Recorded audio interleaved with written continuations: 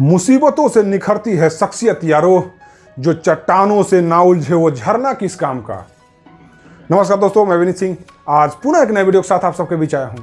दोस्तों, मुसीबतें हमारी जिंदगी की एक सच्चाई है। कोई इस बात को समझ लेता है तो कोई पूरी जिंदगी इसका रोना रोता है। जिंदगी के हर मोड़ पर हमारा सामना मुसीबतों से होता है। इसके बिना जिंदगी की कल्पना भी नहीं की जा सकती। अक्सर हमारे सामने मुसीबतें आती है तो हम सब उसके सामने पस्त हो जाते हैं। उस समय हमें कुछ समझ नहीं आता कि क्या सही है और क्या गलत। हर व्यक्ति का परिस्थितियों को देखने का नजरिया अलग अलग होता है। कई बार हमारी जिंदगी में मुसीबतों का पहाड़ टूट पड़ता है। उस कठिन समय में कुछ लोग टूट जाते हैं तो कुछ संभल जाते हैं। दोस्तों, मनोविज्ञान के अनुसार इंसान किसी भी प्रॉब्लम को दो तरीकों से देखता है। पहला, प्रॉब्लम पर फोकस करने वाला इंसान। दूसरा, सॉल्यूशन पर फोकस करने वाला इंसान। प्रॉब्लम पर फोकस करने वाला इंसान अक्सर मुसीबतों में ढेर हो जाते हैं। इस तरीके के इंसान किसी भी मुसीबतों में उसके हल के बारे में सोचने के बजाय मुसीबतों के बारे में ज़्यादा सोचते हैं। वही दूसरी ओर सॉल्यूशन पर फोकस करने वाले इंसान मुसीबतों में उसके हल के बारे में ज़्यादा सोचते हैं। इस तरह के इंसान मुसीबतों में डट कर सामना करते हैं। दोस्तों, आज मैं आपके साथ एक महान सॉल्यूशन फोकस इंसान की कहानी शेयर करने जा रहा हूं, जो आपको किसी भी मुसीबत से लड़ने की प्रेरणा देगी, प्रोत्साहित करेगी। दोस्तों, आपने नेपोलियन बोनापार्ट का नाम तो सुना ही होगा। जी हाँ, वही नेपोलियन बोनापार्ट जो फ्रांस के एक महान, निडर और साहसी शासक थे, जिनके जीवन में असंभव नाम की कोई शब्द ही नहीं थी। नेपोलियन का कहना था कि असंभव शब्द सिर्फ बेवकूफों के शब्दकोश में होता है।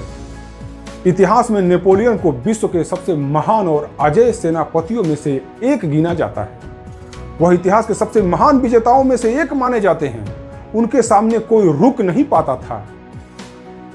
उसी नेपोलियन के बुलंद हौसले की कहानी आपको सुनाता हूं। दोस्तों, नेपोलियन अक्सर जोखिम भरे काम किया करते थे। एक युद्ध के लिए उनको अल्पास पर्वत को पार करना था।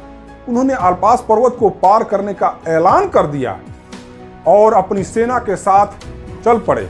सामने एक विशाल गगनचुंबी पहाड़ खड़ा था, जिस पर चढ़ाई करना असंभव था।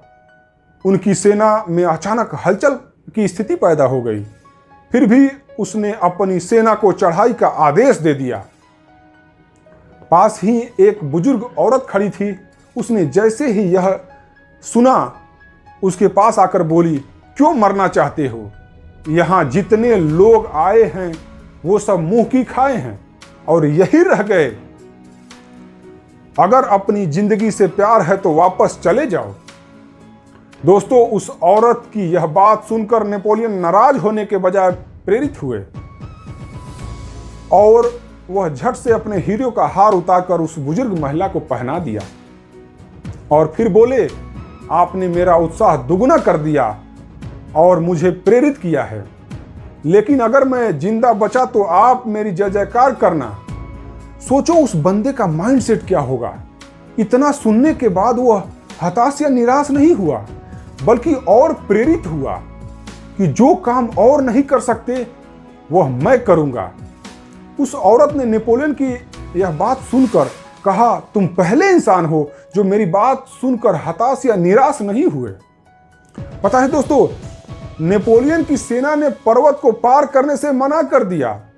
नेपोलियन ने सबसे पूछा, आप लोग ने अल्पास पर्वत को देखा है? सबका जवाब आया नहीं। फिर नेपोलियन ने कहा, ठीक है, चलो अल्पास पर्वत जब आएगा मैं आप लोगों को बता दूंगा। सेना चलती गई। सामने पहाड़ दिखा। सबने पूछा, यही है? नेपोलियन ने कहा, नहीं, यह तो एक छोटा सा मामूली सा पहाड़ है। अल्पास पर्वत तो इससे कई गुना बड़ा है। फिर सेना चढ़ाई करने लगी। उस पहाड़ को पार कर मैदानी इलाकों में पहुंच गई। सबने नेपोलियन से पूछा, अल्पास पर्वत कब आएगा? नेपोलियन ने जवाब दिया, वह तो हम सब कब का पार कर चुके हैं। दोस्तों, इससे यही सीख मिलता है कि जो करने या मरने और मुसीबतों का सामना करने का इरादा रखते हैं वो लोग कभी नहीं हारते। दोस्तों, ऐसा नहीं है कि यह मुसीबतें हम जैसे लोगों के सामने ही आती है। भगवान राम के सामने भी मुसीबतें आई थी। विवाह के बाद वनवास की मुसीबतें, उन्होंने सभी मुसीबतों का सामना आदर्श तरीके से किया, तभी वे मर्यादा पुरुषोत्तम कहलाए जाते हैं।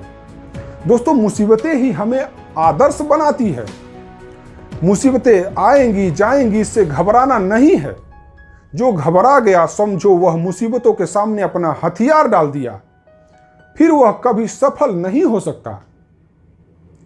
दोस्तों, अंत में मेरी एक बात हमेशा स्मरण रखिएगा कि बुरा वक्त एक ऐसी तिजोरी है जहां से सफलता के हथियार मिलते हैं। मतलब मुसीबतों से कभी घबराना नहीं है। दोस्तों, आज के लिए फिलहाल तो इतना ही। आप सब अपना ख्याल रखें, अपने से बड़े गुरुजनों का आदर व सम्मान करें, छोटों को प्यार दें, अपना व्यक्तित्व इस प्रकार से विकसित करें कि महिलाएं आपके साथ सुरक्षित महसूस करें। बहुत बहुत धन्यवाद।